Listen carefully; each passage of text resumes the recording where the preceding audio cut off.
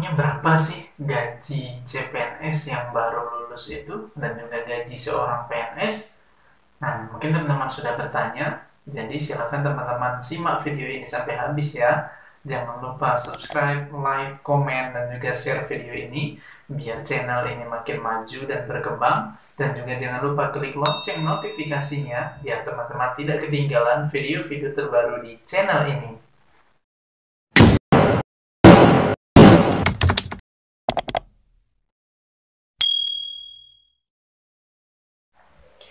Bismillahirrahmanirrahim. Assalamualaikum warahmatullahi wabarakatuh. Berjumpa lagi dengan saya, Dodi Tarmizi di DTL Channel.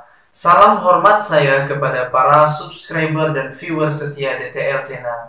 Apa kabarnya sahabat DTL Channel? Mudah-mudahan sehat walafiat dan selalu dalam lindungan Allah Subhanahu wa Ta'ala. Amin ya Rabbal Alamin. Nah, teman-teman DTL Channel, dalam video kali ini kita akan membahas tentang hal yang sangat penting nih bagi teman-teman sekalian, yaitu tentang besaran gaji dan tunjangan seorang CPNS yang baru lulus nih. Nah, mungkin teman-teman di sini sudah banyak sekali yang bertanya-tanya tentang itu, dan video ini juga saya buat atas request dari beberapa viewer setia DTL Channel nih. Nah, jadi dalam kesempatan kali ini saya akan memberikan informasi terkait dengan besaran gaji seorang CPNS, terutama di sini yang sama seperti saya selaku seorang guru, yaitu golongan 3A. Nah, saya akan memberikan informasi berapa sih besaran gaji dan tunjangan bagi seorang CPNS golongan 3A untuk yang masih single dan yang sudah menikah nih teman-teman. Jadi silakan simak video ini sampai habis ya. Baiklah, langsung saja. Nah, berapa sih gaji dan tunjangan bagi seorang CPNS yang baru lulus? Nah, terutama saya mulai dulu dari yang single nih teman-teman ya, artinya yang belum menikah. Nah, untuk diketahui gaji dan juga dengan beserta tunjangannya ketika kita masih berstatus sebagai seorang CPNS, terhitung dari tanggal kita menerima SK CPNS tuh teman-teman, artinya kita sudah berhak mendapatkan gaji karena posisinya CPNS itu kita mendapatkan gaji terlebih dahulu baru bekerja teman-teman.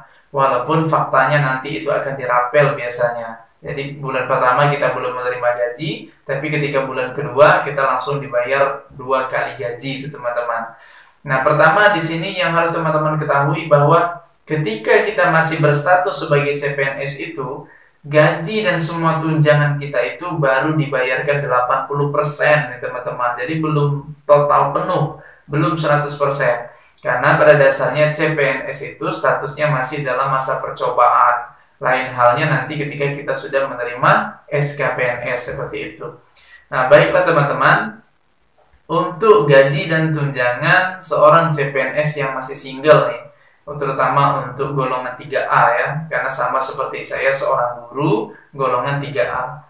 Nah, itu gaji pokoknya itu teman-teman, ini sama saja secara nasional, sama untuk gaji pokok seorang CPNS golongan 3A itu sebesar Rp2.063.000 teman-teman. Jadi Rp2.063.000 karena ini masih 80% dari total gaji keseluruhan. Nah, kemudian selain gaji pokok tersebut, nanti juga yang akan tertera di selip gaji kita ada beberapa tunjangan seperti tunjangan fungsional umum, kemudian tunjangan beras, dan juga tunjangan kesehatan nih teman-teman. Nah, jadi perkiraannya bersih yang kita dapat yang masuk ke rekening kita, kalau kita sebagai seorang CPNS yang single, maka besaran yang kita dapat itu bersihnya sekitar Rp2.126.400. Nah, jadi saya ulangi ya teman-teman. Bagi teman-teman yang CPNS single untuk golongan 3A nanti akan menerima gajinya sebesar Rp2.126.400. Nah, karena itu masih dibayarkan sebesar 80% ya teman-teman, selama kita masih berstatus sebagai CPNS. Nah, kapan berakhirnya? Sampai kita resmi menerima SKPNS ya teman-teman.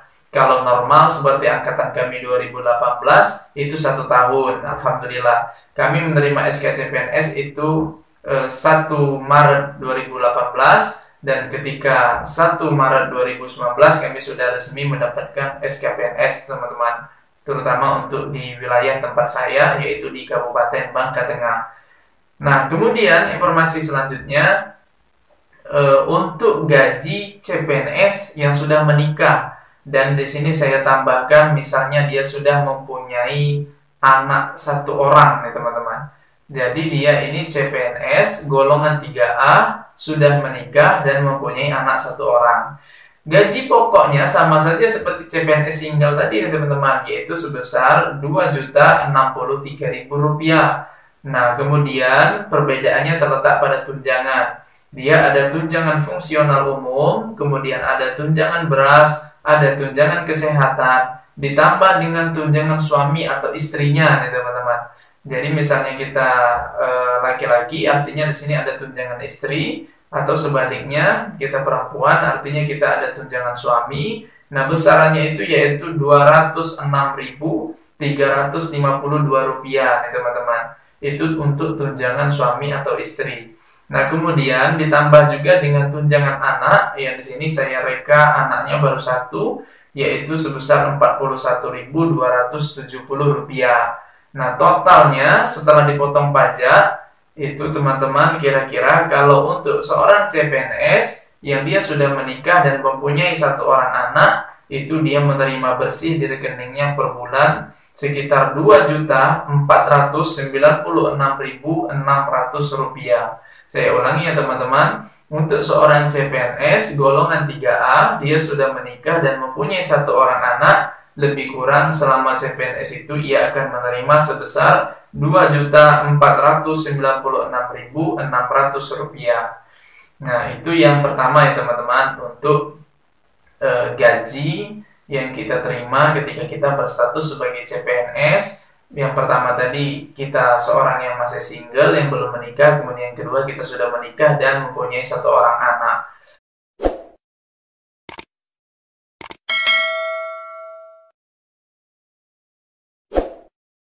Nah, selanjutnya nih teman-teman, sebagai perbandingan, saya juga ingin menyampaikan berapa sih besaran gaji kalau kita sudah PNS nantinya nih teman-teman. Artinya kita sudah menerima gaji dan semua tunjangan kita 100% penuh nih, yang terhitung semenjak kita mendapatkan SK PNS kita.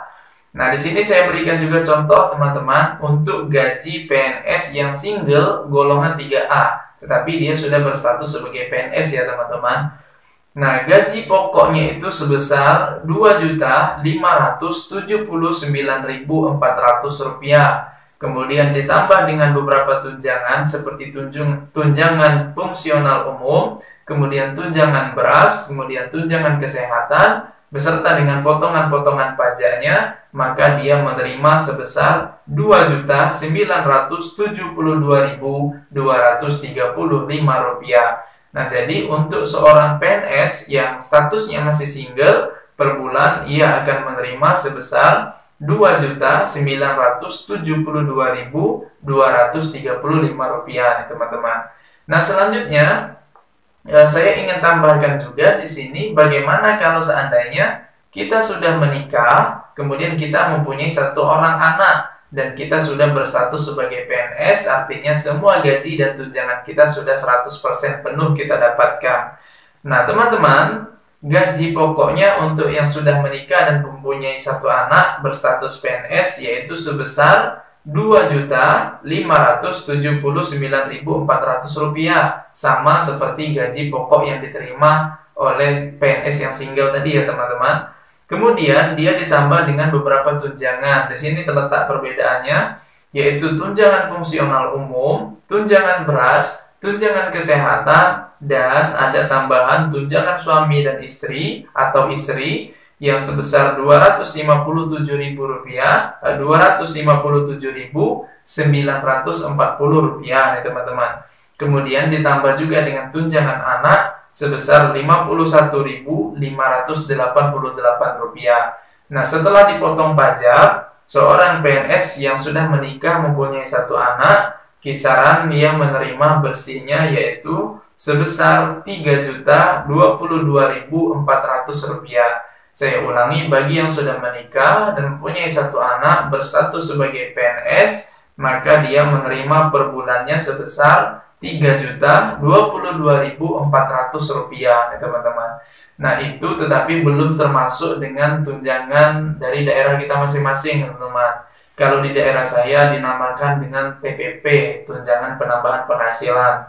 Di beberapa daerah di Indonesia juga dinamakan dengan TUKIN, tunjangan kinerja, teman-teman. Besarannya berbeda-beda setiap masing-masing daerah. Kalau di kami lumayan besar lah, teman-teman ya, masih 1,5 seperti itu ya. Jadi alhamdulillah. Ada juga lain-lain yang masuk ke kita seperti tamsil, yang teman-temannya tambahan penghasilan. Kemudian ada juga uang makan. Namun itu dapatnya biasanya hanya 3 bulan satu kali seperti itu dinominalkan.